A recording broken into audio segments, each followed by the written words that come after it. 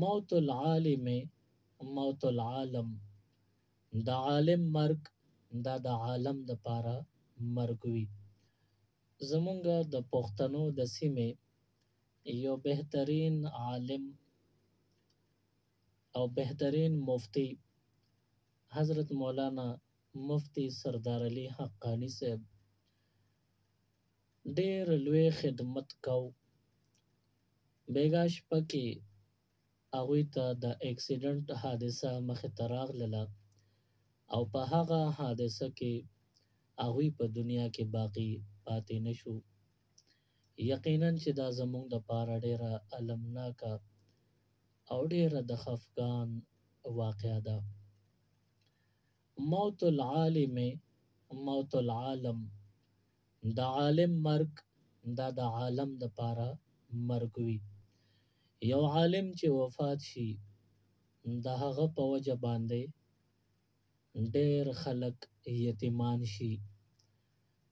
د دین یوه تیږه ونړېږي او آخر زمانه کې علما به ختمیږي، صرف عوام چې پاغي کې بېدینی به مرازي دغه به پاتې کېږي. مفتی سردار علي حقانی شهید رحمت الله علیه د عوامو د اصلاح کوشش په هر رنګه په هر طریقه یې کړی دی. چونکې د انسان زندگی د انسان د خوښې نه وي.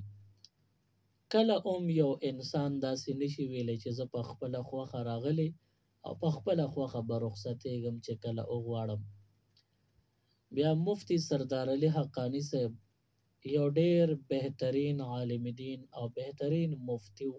الله رب العالمین ځان ته بللی دی او شهید دی، د شهادت مرتبه الله ورکړې ده.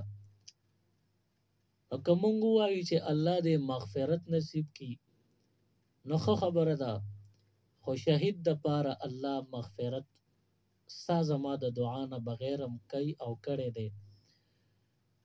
کور کې چې کوم غم پاتې شي لواحقینو ته، والدینو ته، بیبي ته او ماشومان بچي پاتې شي، رونه خویندې پاتې شي، نو هغوی ته چې کومه صدمه او کم تکلیف ورسي نو د دغې صدمې د حلقه کېدو دعا کول پکار دی. ځکه شهید الله بخلی وي او بیا داسې شهید چې دی د الله په لاره کې وتلی دی د الله د دین د پرچار د پاره او په لار کې حادثه وشي شهید شي. شهید خو چې د دیوال لاندې گیر شي او مړ شي نو شهید دی. الله هغه مغفرت ولکوي کم چې شهید لکوي. او بیا د الله د دین په لار کې چې شهید شي او دا ډېر زیات الله ته ګران او الله ته نږدې وي.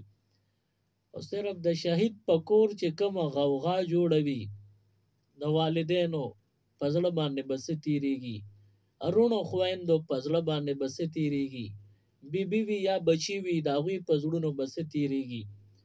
د دې نه الله خبر وي، ځمکه اسمان پې یو وي.